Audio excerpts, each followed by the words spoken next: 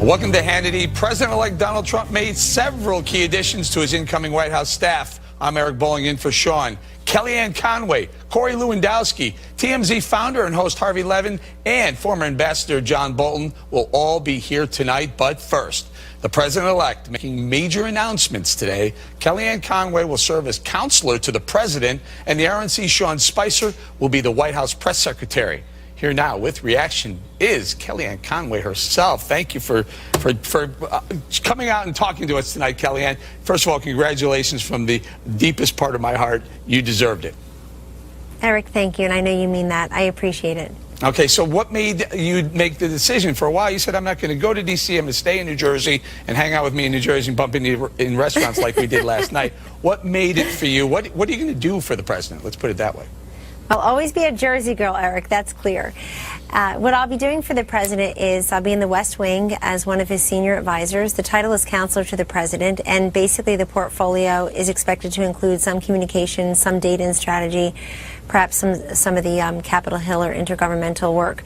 That's yet to be determined by the president and the rest of the senior team. But essentially, the way I've advised him all along will continue. It's both an honor and it's frankly very humbling. The gravity and the responsibility of the job of President of the United States is obviously possessed by Donald Trump. You see him in this transition, how energetic, how focused, how brilliant his cabinet picks have been. And I really think that implicit in being with Donald Trump throughout that campaign, especially in those closing months and through the victory, is that those of us who could serve would go inside with him and continue that service on behalf of him and Vice President-elect Pence. I also, my main struggle was about my 4 children, Eric, whom you've met, and frankly, I feel very secure and very confident that President Trump's White House and indeed his West Wing will be a family-friendly place. I've seen him up close and personal with his own family, with his 10-year-old son, with his wife, with his adult children and their spouses. This is a man who values family, who's been great to the people who have worked for the Trump Corporation over a number of decades, whether they're observing Shabbos on Friday night and leave early, or whether they are women who have small children, and men who have small children, frankly, or sick elderly relatives. So that's been his practice. I know he'll take it into the West Wing, and this is a series of conversations I've had with him directly, and we came to terms, and I'm all too happy to serve him in this capacity. Very good, very good. Kellyanne, you're going to be the senior most female in the White House. Can you give us a sense of the gravity of that? Well, first, I would exclude from that description any of his family members. If his daughter or his comes inside, obviously she'll be very senior. Ivanka Trump, brilliant mind, obviously very important to her father in the business, and perhaps if things work out in the White House or in his administration, and certainly his wife Melania Trump has the role of First Lady of the United States. That's in and of itself the most amazing, I think, role and the most senior woman. But in terms of staff, you are correct. Right now, that's the case. And also, I mean, take into account, of course, Eric, that you have a number of high-ranking women who will serve in the cabinet, Nikki Haley and Betsy DeVos and others. That's very exciting. So for me, I feel the same responsibility I think the men do on the team, which is to do what we can to articulate and to move forward the agenda that President Trump has put forward. It's very specific. It's there for all to see. It's his 100-day plan in the first few months. It's bold, and it's the one that America voted for, Eric. It includes 25 million new jobs over 10 years. It includes unleashing energy. It includes infrastructure, repealing, replacing Obamacare, immigration reform, renegotiating these trade deals so that they're more favorable to America, right, Americans and the American worker. There's so much to do. And look, there's a White House office of women and girls. I'll need to talk internally about what that means in a Trump administration. That is something that obviously that may interest me or that my skill set would be compatible with, but it really depends what this president puts forward. Sure. I met all 4 of the beautiful young ladies last night at a restaurant as well with you. So let me transition a little bit. You talked about the first 100 days. In the wake of some major terror attacks around the world right now, the globe is getting to be a very scary place. Can you please nail down what is President Donald Trump's policy going to be with Muslim immigration to the United States? So as the president-elect has said many times, and as people can even see on our website, he's been very specific about what we need to do more strongly and differently than what exists now. One is more careful and extreme vetting, as he refers to it, Eric, of people in countries where, or frankly, of countries where they're known to train and harbor and indeed export terrorists and terrorism. And that, I think, would help a great deal. Also, not looking the other way. When we see what's going on, we see what's happening. We know that ISIS has also said that they plan to, quote, blend in with the Syrian refugees and other folks who are doing a mass immigration somewhere. So that's very concerning. He also just wants to crack down. He wants this to be a sovereign nation that actually has borders and respects its borders, so that we know who lives among us. We know who's coming in and not coming in. In addition to terrorism coming through our shores and over the borders, is that drugs are. It's people and it's drugs. And so there's great concern now. Every time he has said ISIS was involved in one of these attacks, either in San Bernardino or Orlando, or of course now in Nice and Brussels and Paris, and most recently this week Berlin, Germany, he's been correct. And he doesn't say it because he wants to be correct. He says it because he knows, and the American people who voted for him as Commander-in-Chief and President of the United States know, that terrorism is on the advance and that ISIS and radical Islamic terrorism must be stopped. So he is going to do things differently. If you look at the vacuum that was created after we got out of Iraq, it allowed ISIS and its predecessor groups to flourish. Right. And they're on the advance. They have not been contained. And I think the first thing you have to do, Eric, to defeat something is to name it, is be willing to name it. And he names it, and he's got a great plan. Also, he wants the allies and other countries to be involved. We believe there's strength in numbers, and we would love the help of others in helping to defeat and eradicate ISIS altogether. Right, and so he's certainly willing to name it, radical Islam terror. Kellyanne, before I lose you, I only have about a minute and a half or so. Mr. Trump also named some senior communications staff team. Sean Spicer, press secretary, we talked about. Hope Hicks has been there since day one. Strategic communications. Jason Miller and Dan Scavino, director of social media. Jason Miller, director of communications. I've worked with a lot of these people. They're fantastic. They're capable. They're able. Big group. You proud of them? Oh, I'm enormously proud of them and very proud to serve with them in the White House. That's called 4 Stars, that team. And Dan Scavino, I should mention, too, the director of social media, has been with the president-elect since day one as well. Jason Miller, obviously the comms director on the campaign. Sean Spicer, when I came on, shortly after I came on board and Steve Bannon came on board in August, we brought on Sean Spicer. It's a conversation we had with Reince Priebus on how to share Sean, and he has been fabulous up here in New York, helping us with the messaging. But here's the thing. I think what's important about that entire team is that they're familiar with the president-elect and he with them.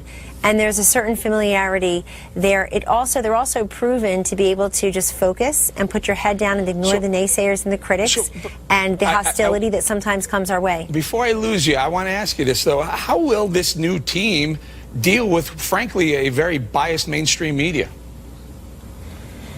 Well, again, you have to name it to conquer it, and you just did. That's not true of all the media, but we recognize that there's been an unprecedented deluge of negative media to Donald Trump. But, you know, he's the president of the United States. The American people saw through that.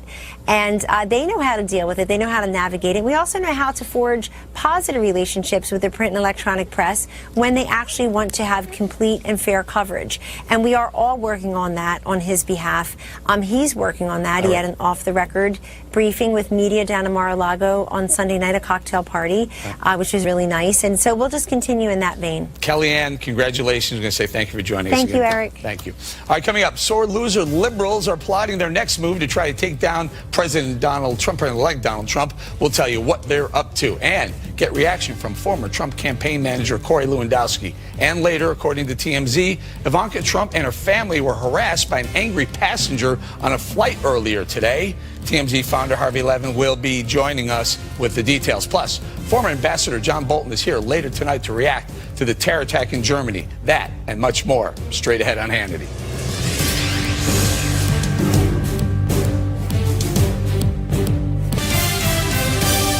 Welcome back to Hannity. According to a brand new report from Politico, after getting creamed by President-elect Donald Trump and the Republicans, Democrats are now plotting their comeback, but instead of focusing on pushing the narrative of hope and change, the Democratic Party plans to trash President-elect Trump's cabinet nominees in an attempt to expose them as billionaires and hardliners who are, quote, directly at odds with the working class Americans he vowed to help. So, will Democrats really be able to mount a comeback using that same old, tired strategy of identity politics?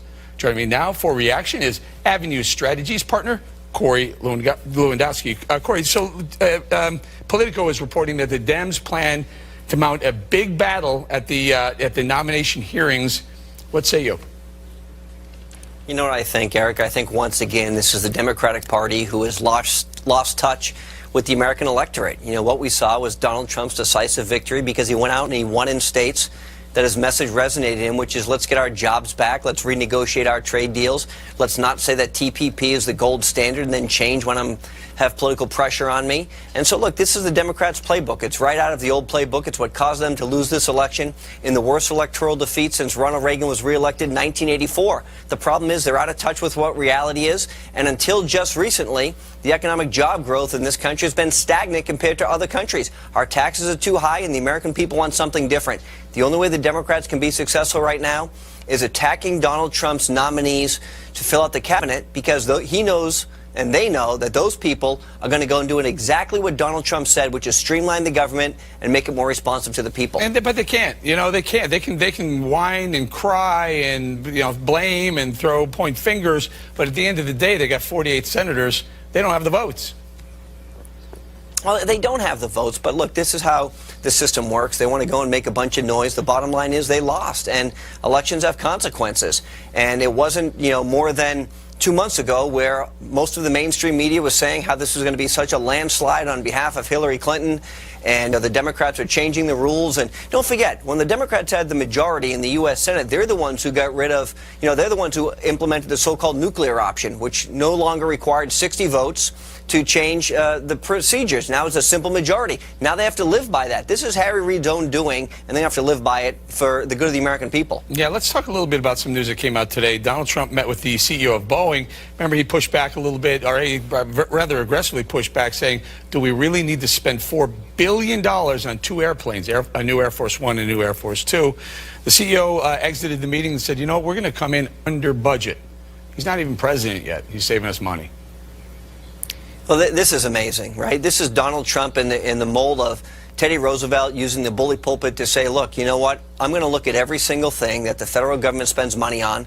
And I understand it was $4.2 billion out of a $4 trillion budget. That's 1/100th of 1%. He's looking at this and saying, we can do better. The American people deserve better. And now what we see is a CEO coming in and saying, you know what, Mr. President-elect, you're absolutely right. We're going to cut the costs. We're going to save taxpayer money, and we're still going to be able to deliver this on time. That's what we want from our president. That's what we expected when the American people elected Donald Trump. That's what he's going to deliver on. Now, what's the message to the other contractors that sell goods and services to the United States government? Should they all be on call as well?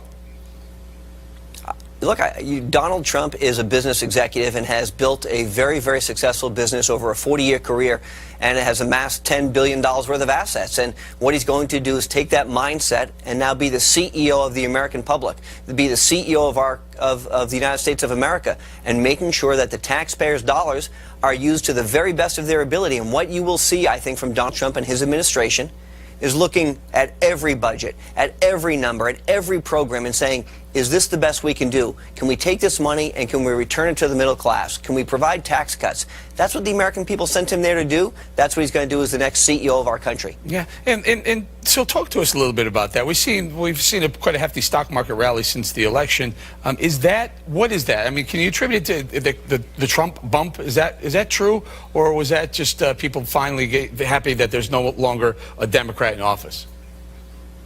No, I think this is directly related to Donald Trump's election as President of the United States. And if you remember, before he actually made his acceptance speech saying that he was going to be the president-elect, the stock market had fallen. He came out, made a fantastic speech. The stock market has rallied and been rallying for the last 6 weeks.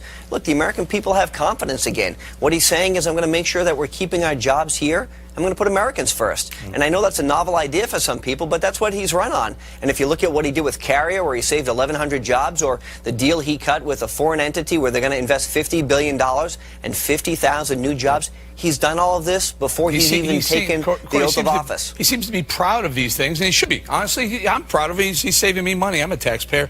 Corey, what does the future for Corey Lewandowski look like? What's going on with you next? You know, what I want to do is I want to make sure that all of those individuals who supported Donald Trump that were outside of the main political system, whether it was the Republican or the Democratic Party, they continue to have a voice. So, you know, we're going to start a firm that's going to make sure that we can support Donald Trump's agenda of getting tax cuts done, getting better trade deals done, making sure that his nominees for respective positions in the cabinet are moved through the U.S. Senate, and making sure that in 2018, when you've got a number of Democrat senators up for re-election in very competitive states that Donald Trump won, we have the right candidates that are trained and the grassroots supporting them to push Donald Trump forward. What will the company physically be doing? Is it lobbying? Is it a PR firm? What is it? Well, I think, you know, it's not a lot. Look, I'm not going to be a registered lobbyist. What I am going to do is I'm going to be a consultant to some of the campaigns, some of the candidates who want to run in competitive primaries, whether it's for the U.S. Senate or for the U.S. House of Representatives, and I want to make sure that we're supporting those candidates that support Donald Trump's agenda. Right. Moreover, look, there are corporations out there that are getting killed by the federal government because they can't get an answer. And if we have the ability to help them get a fast no rather than a long maybe, then I think that's a value add that they'd appreciate. One quick thought before I'm running out of time, though. So you were there from the very beginning. You saw this thing build and grow and turn into a presidency. What is it like? You're not involved in it right now, but just from the outside looking in, what are your feelings? What are your emotions about it? Look, it's obviously very humbling to have had a front row seat at history, but you know, it's so much bigger than any one person. Donald Trump has always said he is the person who's leading this movement, but it's the American people that have stood up, and you know, they've been so disappointed for the last 30 years that Republicans and Democrats in Washington have lied to them, and they finally have a person who's going to go there and stand up for their own interests that isn't bought and paid for by special interests, and I think that's what the American people are looking forward to. All right, we'll leave it right there. Corey Lewandowski, thank you very much. Coming up, TMZ is reporting that Ivanka Trump was harassed by a passenger on a flight earlier today. TMZ founder Harvey Levin will be here next with all the details, and then later. You know my plans all along, and I've been proven to be right. 100% correct. What's happening is disgraceful. After the terror attack in Germany, President-elect Donald Trump says he is 100% right about the dangers in taking in refugees. Former Ambassador John Bolton is here later to weigh in that and more as Hannity continues. Welcome back to Hannity. Ivanka Trump and her children had a rough start to their holiday weekend when they were reportedly harassed by a fellow passenger earlier today on a flight out of New York. According to TMZ, who first reported the incident, JetBlue personnel had to remove the unruly passenger off the flight. JetBlue released a statement about the incident saying, quote, "The decision to remove a customer from a flight is not taken lightly. If the crew determines that a customer is causing conflict on the aircraft, the customer will be asked to deplane, especially if the crew feels the situation runs the risk of escalation during the flight." Join me now with more is TMZ founder and host Harvey Levin. Harvey, thank you for joining us. Big story you broke today. I mean, I think every American watching this is scratching their head going, unbelievable that this family just wanted to board a plane and get to the other coast, and they're being harassed. Well, I have to say, even people who don't support Trump are saying this is a jerk move. What happened was there was a guy and his husband at JFK, and they spotted Ivanka and her family. One of the guys, a lawyer, was holding a baby on the plane and screamed, "Your father is ruining this country." Started as it was put to us by somebody on the plane, jeering at Ivanka's kids as he's saying this, and then also is kind of screaming out loud, "Why is she on our flight? She should be flying private." Which I don't kind of get why he would scream that.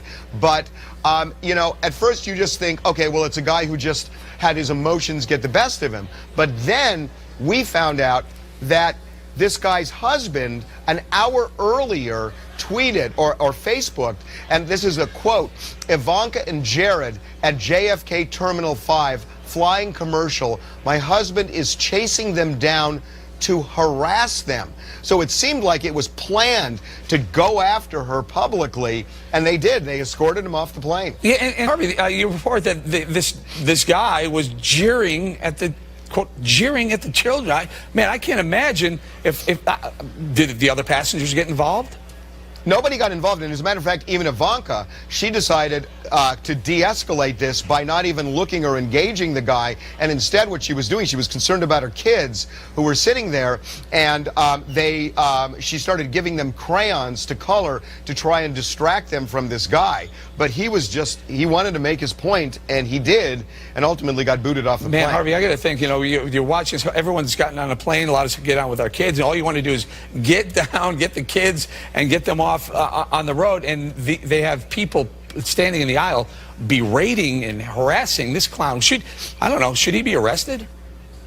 Well, no. I mean, look, ultimately, this becomes the new normal for the Trump family, that there are people who don't like them and maybe don't like him and take it out on her. But it is kind of the new normal. She was extremely cool the way she handled it. My guess is probably people have screamed at her before. This was a little more problematic because she's confined with her family in these seats. By the way, she was flying coach. Yeah. Well, let me ask you about that. What do we have a report on why? Look, they have access to private. But listen, I admire them for doing it. But JetBlue? Well, don't admire them too much. I'll tell you what's going on. They flew JetBlue coach because they went with Ivanka went with her husband, with the 3 kids, and a bunch of cousins in addition to Secret Service. And there were so many people, they all kind of clustered in coach. But what happened was they landed not too long ago, and they were escorted in the tarmac to a private jet where they went to their final destination. So, yeah, JetBlue only goes so far for them. Right. I think they have free television on every seat anyway. So, Harvey, going to say thank you very much. Thanks for joining us. My pleasure. Joining now with reaction is Trump Transition Team Executive Committee member Reverend Darrell Scott, psychology expert and radio host Dr. Gina Loudon, and Democratic New York City mayoral candidate Mr. Bo Deal. Bo, your thoughts on this? I mean, well, first of all, stop knocking. I want to arrest this guy. First of all, stop knocking JetBlue. There is no first class to Florida. JetBlue doesn't have first class flying down to Florida. It's a great flight. I fly it all the time, and that's not the issue right here. Right now, this has happened to them in New York, Jared, and I know them very well, and beautiful kids. This is so wrong, and they're taking this in New York too. People are jumping out saying negative stuff to them. We got to stop it already. The election's over. You know what? We got to respect the President of the United States, whether you're a Democrat like me or a Republican. You've got to respect Donald Trump. He's going to be our president, and Pence is going to be our vice president, and we got to start accepting. And the Trump family is one of the nicest families, and those kids, I know every one of them. And how wrong is that for those little kids to be put into this situation? I'm going to go to my other panel members here. What, Gina? What do you think of this? I mean, Dr. Gina, what's the psychology of this? Yeah, don't you just wish, Eric, that we had loving, peaceful, tolerant types like this couple running our country instead of the Trumps?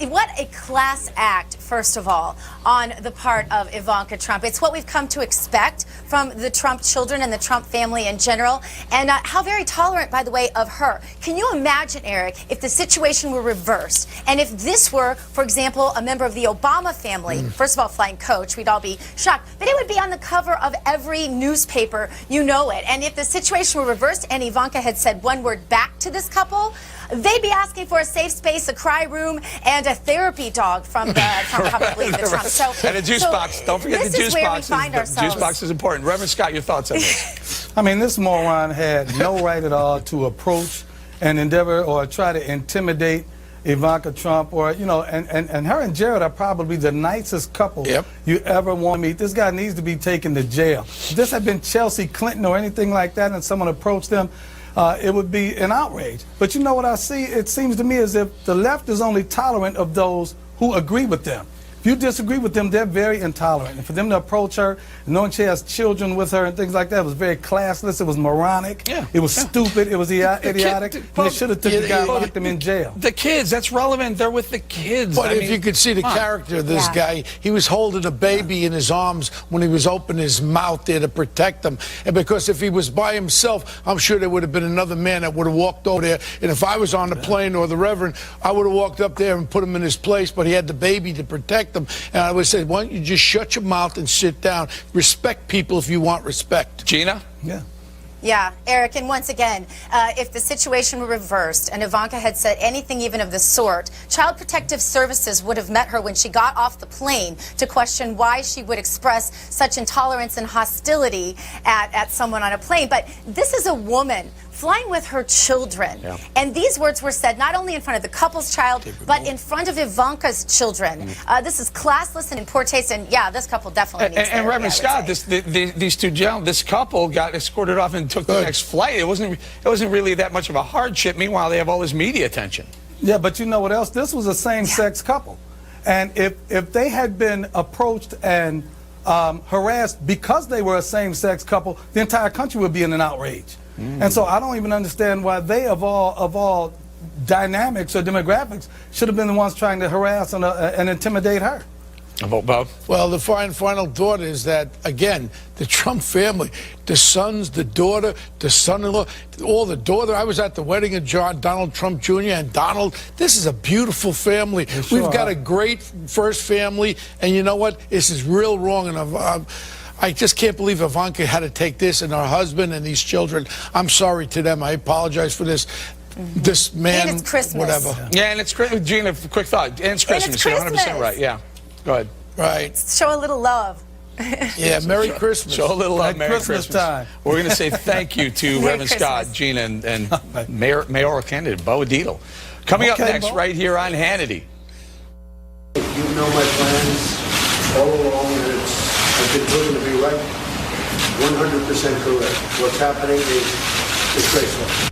President-elect Donald Trump says the terror attack in Germany proves he's 100% right about the threat refugees pose. Former Ambassador John Bolton is here next with reaction. And later. The problem is we got all these filters. And look, if I watched Fox News, I wouldn't vote for me either, right? Because, you know, you've got this screen, this funhouse mirror through which people are receiving information. Well, remember when President Obama said that? You know, he's at it again, blaming Fox News and conservative media for all of his problems. Lisa Booth, Niger Innes, and Steve Hilton are all here later with reaction. That and a whole lot more as Hannity continues.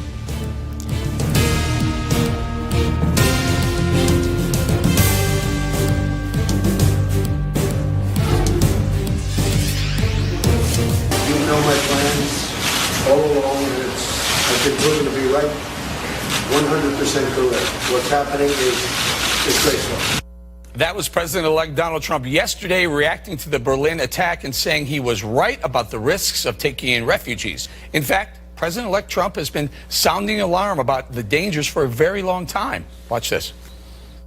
When I'm elected president, we will suspend the Syrian refugee program. And we will keep radical Islamic terrorists the hell out of our country. I will suspend immigration and refugee admissions from regions where they cannot be safely processed or vetted. We are going to have extreme vetting.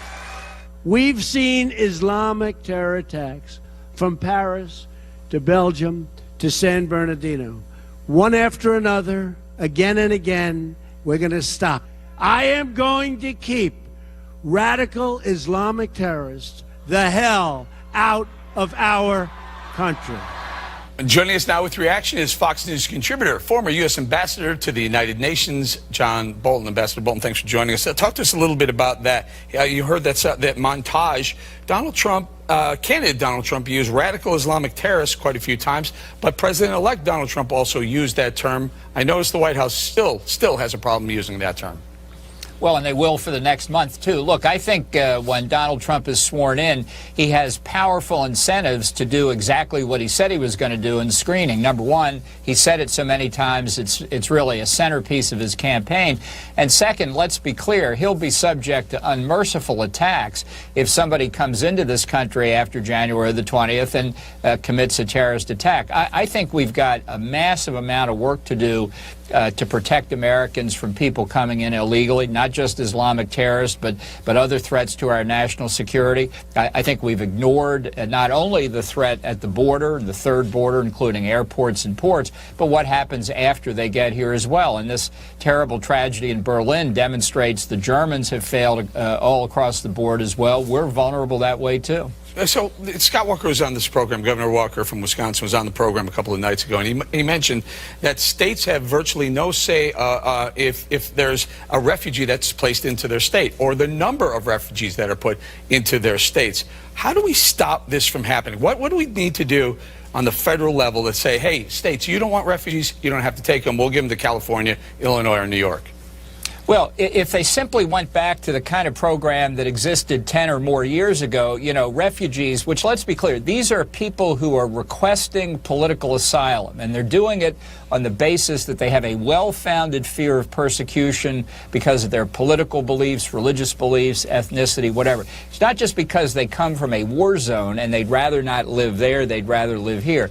That's something the Obama administration hasn't followed, but typically what happened in the past is you'd have a church group or a family or an ethnic association that say, we'll help take these people in, we'll help integrate them into the community, we'll look out for them, so that states and local governments had some assurance that the people weren't coming in and then disappearing and not surfacing again. I don't know why we can't go back to that. I think it's a perfectly legitimate and sensible way to proceed, and it helps the refugees too, the legitimate ones anyway. Well, let's talk about what's going on over there in Europe. Well, Angela Merkel has her hands full right now with this Berlin terror attack. Have we not learned anything from them? Are we still willing? We noted last night that there's going to be somewhere around 110,000 refugees from all parts of the world, Syria, Afghanistan, Iraq, other countries, Yemen, who are going to come into the country. Is this a big mistake? I think voters in Europe are reacting to it already. I think voters in this country reacted to it as well. We've got to protect our innocent civilians. That is job one for the government. Ambassador, I want to get to this story before we run out of time. I think it's a very important story that we frankly haven't heard at all today, reported anywhere. The UN tried to push through a vote halting Israeli settlements. Now, the Obama administration has kind of looked the other way on this, and they were looking to possibly get this vote pushed through, but President-elect Donald Trump said, hold on a minute, before you do that, we vehemently, aggressively request a veto by the United States of that vote. Well, the media weren't covering it, you're right, but this threat has been out there for months and very visible that in the period between the election and the inauguration, Barack Obama would do something in the UN, in the Security Council of the General Assembly, terribly damaging to Israel. Perhaps a resolution recognizing a Palestinian state, perhaps this one declaring Israeli settlements illegal, something that would harm Israel and prejudice the peace process. Now, I think Trump's statement was absolutely correct. I think it had an impact, but I think it had an impact on Obama. I think Egypt, which represents the whole Arab League here, it's not just Egypt on its own, sensed at 3 o'clock today that the United States was going to veto. If they thought that Barack Obama was going to abstain or even vote yes, they'd have brought that resolution to a vote. So this has been postponed, but I don't think we can say it's over yet. Right. Well, Benjamin Netanyahu has pushed President Obama, to say that he would veto this vote if it were to come to a vote, and he's been reluctant to do it. And not until President-elect Donald Trump said, we will very aggressively push back on this, did now Egypt say, hey, hold off, we're going to hold off on this vote. Yeah, but my point is this, that registered on Obama. And I think what he said to the Egyptians... But Ambassador, he wasn't going to do it until Trump said so. Until Trump said, hey, we're going to call you out. We're going to let the world know that you let the Palestinians dictate our Palestine-Israel policy. I understand, Eric. That's what I was just saying. Trump's statement caused Obama to say to the Egyptians, this is not the time to press the resolution. But I am worried that what they will do now is modify the resolution in some anodyne way and bring it back again in the days between now and January the 20th. So the threat has been averted for the moment, but I don't think it's over yet. Okay. Very quickly, about a half a minute or so, what's our foreign policy in Syria look like? And it's a big picture thing. Very quickly, with what's going on with Russia, Turkey, Iran meeting to talk Syria, left us out. Quick thought on that one. Under Barack Obama in Syria and the Middle East generally, Russia has a bigger role, more influence in the Middle East than any time since the 1970s when the Soviet advisors were expelled from Egypt. This is bad news for the United States, bad news for Israel, bad news for our Arab friends. All right, we'll leave it right there. Ambassador Bolton, thank you very much. Thank you. Coming up next, right here on Hannity. The problem is we got all these filters. And look, if I watched Fox News, I wouldn't vote for me either, right? Because, you know, you've got this screen, this funhouse mirror through which people are receiving information. Well, remember when President Obama said that? Well, he's now once again bashing Fox News and conservative media. We're going to show you what he's saying and get reaction from Lisa Booth, Niger Innes, and Steve Hilton. That and more as Hannity continues.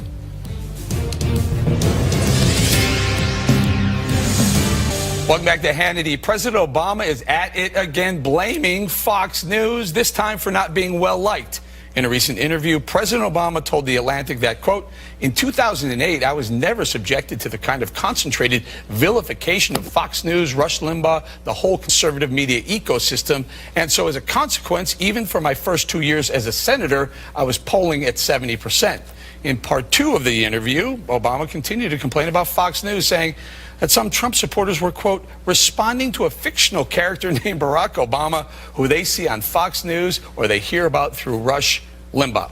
Joining me now with reaction to President Obama's Fox obsession is Tea Party Forward Chairman Niger Innes, former advisor to David Cameron, and Fox News contributor Steve Hilton, and Fox News contributor Lisa Booth. Now, Steve, we'll start with you because you have some thoughts about this. President Obama using Fox. He invoked Fox News many, many times over his 8 years. I know, he keeps doing this, and I don't know what he thinks he's doing, but one of the implications, I think, is it just makes Fox News more relevant, more important in the national conversation. I'm not sure that's his intent. But when he talks about this fictional character, the people who voted in the election just now were not responding to a fictional character. They were responding to changes in their lives and how their lives have either got worse or not gotten better in 8 years. If it was a fictional character, then Trump wouldn't have won. And it's not just that Clinton lost, it's that Democrats were defeated right down the ballot. That's the real verdict on his years, not what Fox News says. And Niger, you know, there's a term. It's called living rent-free in someone's head. Is Fox News living rent-free in President Obama's head?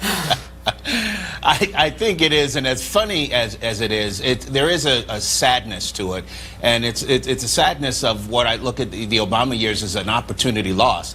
Here is a Democrat candidate named Barack Hussein Obama, the first black presidential candidate that has done better on average than any Democratic candidate has done over the last 50 years when you look at the average of the white vote that he got over his 2 terms. And nevertheless, he paints himself as a victim. Nevertheless, we're a country that unfortunately is more racially and politically polarized after his 8 years than before he came into office. And I see it as a real tragedy. And unfortunately, instead of looking in the mirror and seeing where his policies could be responsible for that phenomenon, he has to create the boogeyman of the conservative ecosystem led by Fox News. Yeah, led by Fox News in Russia. Lisa, where's my name? I'm sorry, I was pounding my head against the table because those comments are just mind-numbing. Look, he's the president of the United States, and he sounds like a petulant child. The Democratic Party, President Obama and Hillary Clinton, they just cannot come to terms with the fact that Donald Trump won this election. Hillary Clinton can't come to terms with the fact that she was a horrible candidate who really did a disservice to her party. President Obama cannot come to terms with the fact that his policies, his legacy has been rejected this election cycle. And as Steve pointed out, it is the policies. You're looking at places in Arizona where insurance premiums have increased 116%. States like Pennsylvania, 30%. He has decimated an entire industry unilaterally through the Clean Power Plan with the coal industry. I mean, so